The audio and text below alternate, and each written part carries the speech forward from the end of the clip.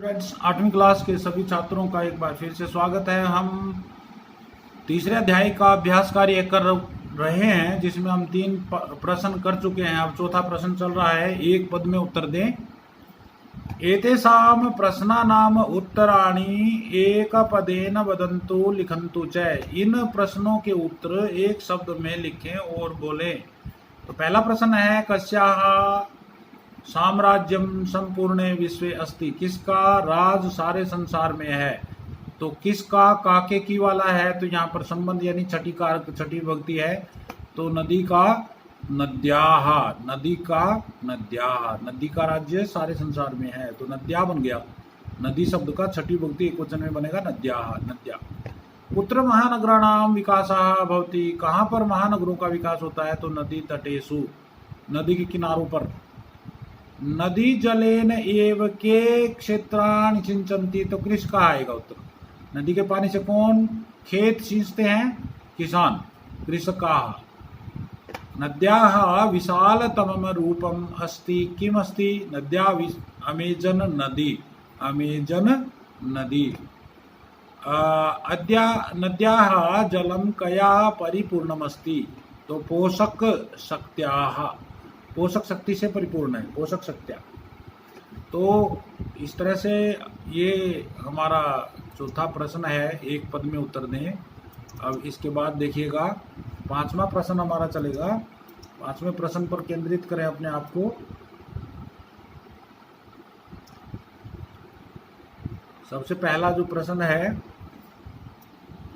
एतेषां प्रश्नानां उत्तराणि पूर्ण वाक्येन वदन्तु लिखन्तु च।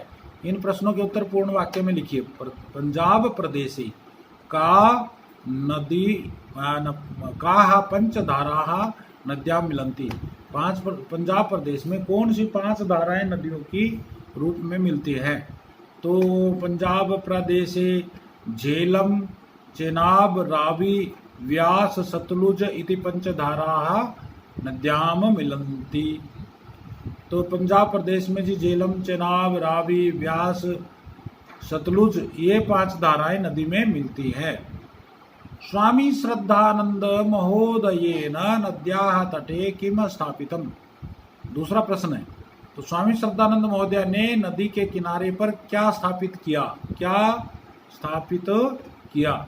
स्वामी श्रद्धानंद महोदयेन नद्याः तटे गुरुकुल कांगड़ी विश्वविद्यालयाः स्थापितः।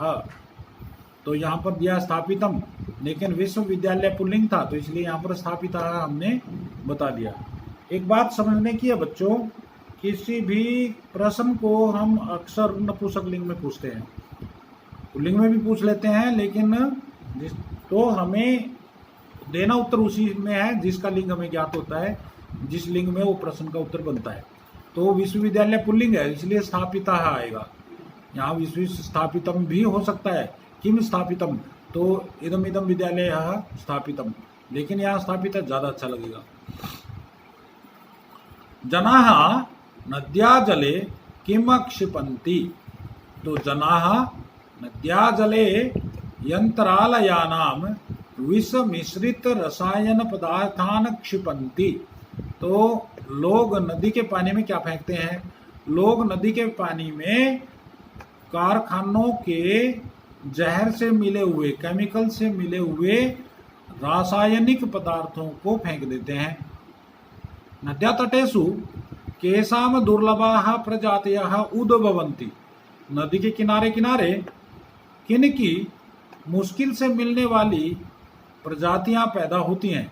तो नद्या तटे वृक्षाणां पादपानां वन औषधीनां च दुर्लभाः प्रजातियाः उत्पन्ना भवन्ति या उद्भवन्ति।